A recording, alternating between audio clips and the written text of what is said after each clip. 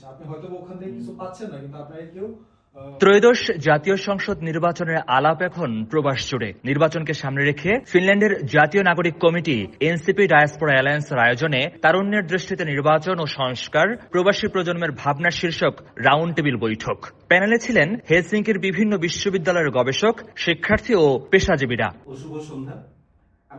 Abu academy ইউনিভার্সিটির গবেষক Muhaimin করিমের সঞ্চালনায় মূল প্রবন্ধ উপস্থাপন করেন ফিনল্যান্ড এনসিপির ভারপ্রাপ্ত আহ্বায়ক আরিফ খান। হ্যাঁ ভোট আমাদের জন্য খুব বেশি দরকার এবং এনসিপি মনে করে যে এই হ্যাঁ ভোটের মাধ্যমে সঠিকভাবে বাংলাদেশ আগাবে, সংস্কারের প্রয়োজন। বাংলাদেশের জন্মের পর থেকে দেখে এসেছি, ও জায়গায় যেতে চাই না যে পরিবারতন্ত্র এবং এইভাবে করা। তো আমরা চাই যে এটা পরিবর্তন হোক, অবশ্যই পরিবর্তন হোক।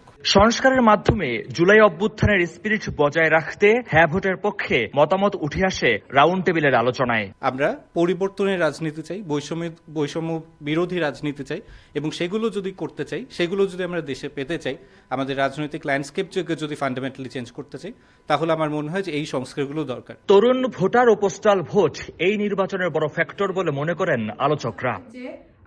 মহিউদ্দিন মধু, সময় সংবাদ, ফিনল্যান্ড।